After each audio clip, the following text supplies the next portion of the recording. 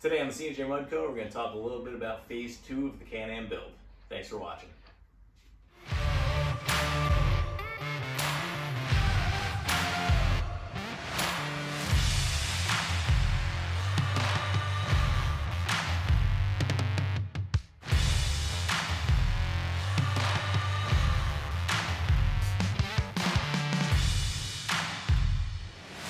Okay, so first we're going to start with the obvious, which is the rad relocation kit. So I didn't really do any videos on this. I'm probably not going to do a whole lot of install videos on this thing, only because it's a 2007, and at this point it's kind of like, I don't know, everyone's already moved on to the next, 2007 was a while ago, so yeah, I'm not going to do too many install videos on this. I'll probably just install something or a bunch of stuff. That's why I'm kind of doing it in phases, because I'm going to do some stuff, call it a phase, and talk about the stuff we did, kind of compare it to the 450, and we're going to kind of do it like that. So anyway, the rad relocation kit. This is an OEM right from Can-Am. I got it from Can-Am Parts Guy. He still has a lot of stuff available for the Gen 1s, so he's been a pretty popular place I've been going right now. And this was probably the easiest install I've ever seen on a rad relocation kit. So the difference between the 450 and this guy, the hoses, that was the big thing. I didn't have to drill any holes whatsoever. It comes with different plastics, and it comes with pre-bent hoses, which was a huge help, because pre-bent hoses, literally everything fits right where it's got to go. There's no question of, oh, do I have to trim this or do that? No, it just goes right in place, and it's really easy. Other than that, it's literally like 4 bolts and yeah, done. So, but again, the difference between this and the 450 is the fact that this rad relocation kit is made for a multitude of machines, so it's kind of like a universal thing. Polaris doesn't offer any rad relocation kits for, actually I'm not sure they offer them for anything, maybe probably just their, what do you call it, the high lifter or whatever, but obviously anything smaller than that they don't have anything for. So the next thing I want to talk about is the wheels and tires. The wheels and tires that are on this thing currently, I never did a video on it, but these are the Mega Mayhems that were on the 450. And these wheels I ended up buying for the 450 as well. And this is kind of going to be the final setup for the 450. I really like the 450, one with these wheels, and two with the Mega Mayhems on there, the 28 inches. I'm still not sure how the 29.5 Outlaws are going to be on the 450, but I mean, who knows, might do great. We are going to test that out still. It's going to happen. Hopefully soon there'll be a video on the 450 tearing it up in the mud again with the 29.5 inch Outlaws. See how it does. I can't wait for that video, actually. It's going to be exciting. But anyway, these are Polaris wheels. So what I ended up having to do is I had to buy adapters. I got them on Amazon, actually. They're the 4137, which is Can-Am's wheel pattern, and 4137 adapted to the 4156, which is Polaris.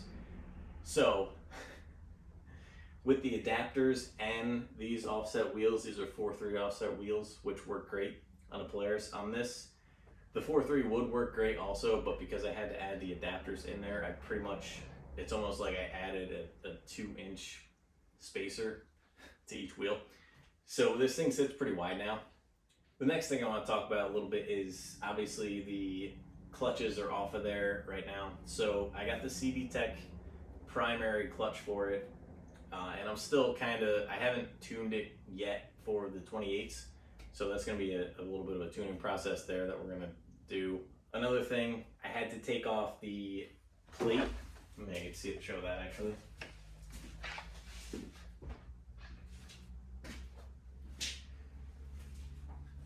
So this is the stock plate that came on the 07, I believe it was actually 06 to 08. They use these guys. These were the 7 bolt covers.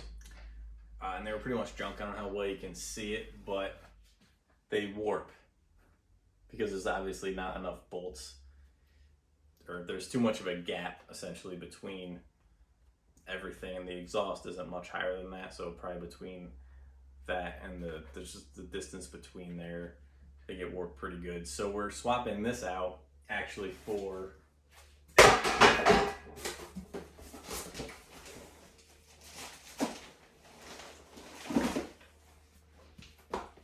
nice shiny new one, which is actually the new updated 13 bolt cover, or I guess this would be the backing plate. So yeah, again, Amazon. Also came with a gasket, which is nice, and it came with the seals and the bolts and everything, so that was cool.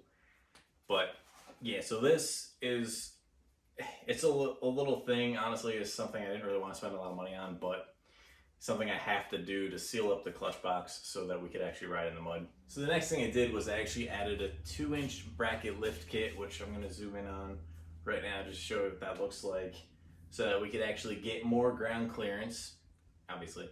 So with adding the lift kit and everything, and obviously the tires, I'm pretty much trying to get this machine to be able to keep up with the 450. What we're gonna do is pretty much do all the same modifications to the Can-Am that we did to the 450, so that it's like a similar kind of comparison, I guess. So pretty much we're gonna do the snorkels, already did the round relocation, the lift kit, the tires. Now the 450 did great with these 28-inch tires, so I think it'll be a pretty good comparison just having the 28-inch tires on this one and keeping the 29.5s on that one. That's fine. And actually, let's see what our ground clearance is on this thing after the 2-inch lift kit. All right, so for under the front, oh, also I forgot to mention, so these springs are new springs. I put new springs and shocks all around on this guy.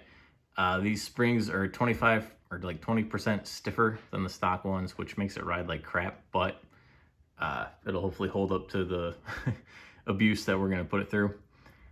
So here is the bracket lift we installed on the front. Get a nice look at that. Ooh. Nothing too exciting. Basically all this does is, it's just a longer, it goes right in place of the stock bracket, so you actually have to unbolt it, toss it, and replace this in place of it. And you did have to drill a hole for that bolt there, which was no big deal, but that picked up the front of this thing pretty nicely, I gotta say. And in the rear, same thing. It's all just nuts and bolts back here. This is actually really easy. Probably a good hour-and-a-half install for the whole thing. Comes with different spacers for you and everything. The back is kind of up high. The only downfall now that I have is because this has a torsion bar rear suspension, you can see there. When you add a lift kit, it pretty much, obviously it pushes down your wheels and your suspension. And then as it pushes it down, unfortunately, it also brings the tire or wheel closer. And if we go to the other side,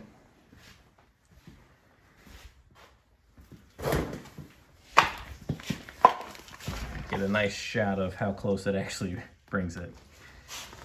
So unfortunately, I already, as you can see right here, I took a good inch out of this already. I just notched this a little bit, went straight down there. And so already having an inch out of it, I'm still touching real good right there. And these are only 28s. So I'm probably actually just gonna notch it again, maybe down here somewhere or something, kind of make it look somewhat decent. But I'm not really looking to buy trailing arms right now because they're really expensive. The wife would have my head for that one, so maybe down the road we'll see, or maybe I could just get footwells instead. So let's see where we are ground clearance wise on this thing. So with the 2-inch lift kit on this guy and the 28-inch tires as it sits now, it has 14 inches of ground clearance, which is actually the same as the 450 as it sits right now with the 29.5s on it. So that's a pretty good, number right there. 14 inches of ground clearance. I actually think that's more than, I think the high lifter and I believe even the XMRs start at like 13 inches of ground clearance. So that's pretty good right there. So another little thing I want to mention too is I got these hand guards for it, which are really cool. I got to say, I like these a lot better than the ones that, or the one that came on this thing, which was the single piece that covered up like everything here. So the thing I really like about these is, one, they're actually made out of aluminum. Like this entire piece here is made out of aluminum, which is really cool. And it kind of just makes a U and goes all the way around, which is cool. And like this thing is, like you have a pretty substantial branch or something that comes in and hits you right there. Like it's not gonna break off the end of the handguard or anything. It'll be fine. So that's pretty cool too. The only downfall that this is, my OCD kicked in a little bit here, and if we come on top of the machine, it really made me notice how off center my gauge actually is. You can pretty much see it right there pretty good, but that's whatever. So the next steps for this thing, I'm probably gonna take, clean this up a little bit more, get my cover put on, get my primaries bolted back up and whatnot. We're probably gonna work on getting this thing snorkeled, cleaning up a little bit more, like I said. Yeah, I don't want to do a official walk around yet, so I'm just kind of gonna keep it like little bits and pieces that I'll let you see. So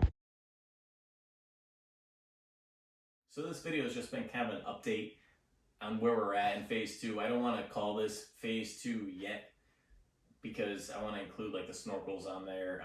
It's taken a little bit to get all the parts between just the cost and being able to get them. It's just, everything's taken a while now, as I'm sure a lot of you guys know.